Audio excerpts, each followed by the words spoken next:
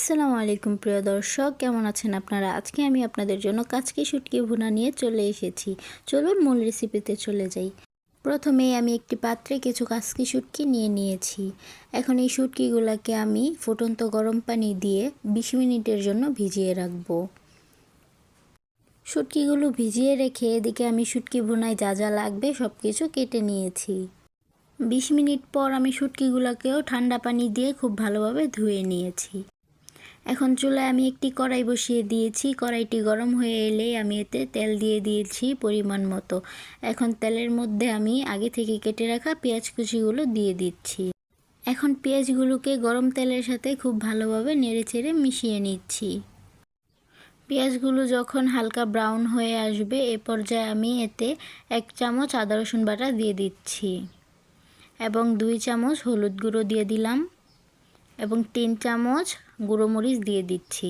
আপনারা চাইলে ঝালটা কমিয়ে বাড়িয়ে দিতে পারেন নিজেদের টেস্ট অনুযায়ী, তবে শুটকি ভুনায় ঝালটাই একটু বেশি দিলেই ভালো লাগে। এখন মশলাগুলো যেন পুড়ে না যায় তাই আমি একটু পানিও দিয়ে দিয়েছি। এখন মশলাগুলো আমি পেঁয়াজের সাথে খুব ভালোভাবে নেড়েচেড়ে মিশিয়ে নিচ্ছি।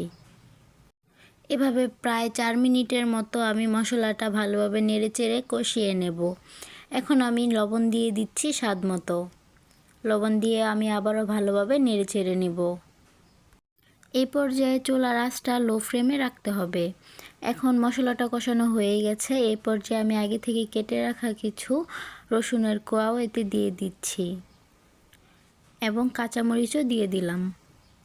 এখন এগুলো আমি আবারও ভালোভাবে নেড়েচেড়ে মিশিয়ে নেব।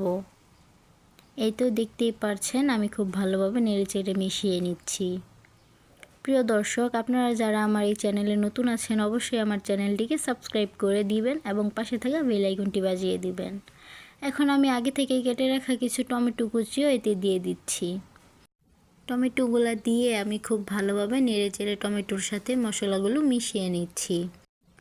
এখন আমি মশলাটা কষানোর জন্য অল্প একটু পানি দিয়ে খুব ভালোভাবে নেড়েচেড়ে কিছুক্ষণের জন্য ঢেকে দেব।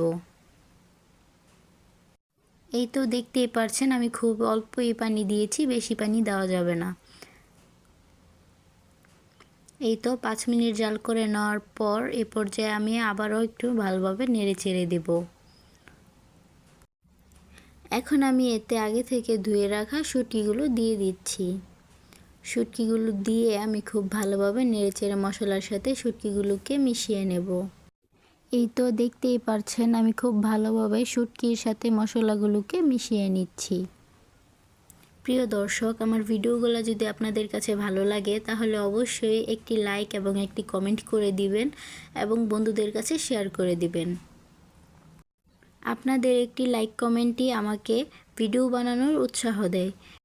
এই তো এইভাবে অনবরত নেড়ে চেড়ে শুটকিগুলোকে মশলার সাথে মিশিয়ে নিয়ে আমি এভাবে প্রায় 5 মিনিটের মতো জাল করে নিয়েছি। প্রিয় দর্শক, আপনারা যারা আমার এই ভিডিওটি দেখছেন আপনাদের কাছে আমার বিনীত অনুরোধ, আপনারা ফিলিস্তিনের নিরীহ ভাই বোনদের জন্য একটু দোয়া করবেন। আল্লাহ যেন তাদেরকে হেফাজত করে। এখন আমি আবারও 5 মিনিটের জন্য শুটকি ভুনাটা একটু ঢেকে দিয়েছিলাম।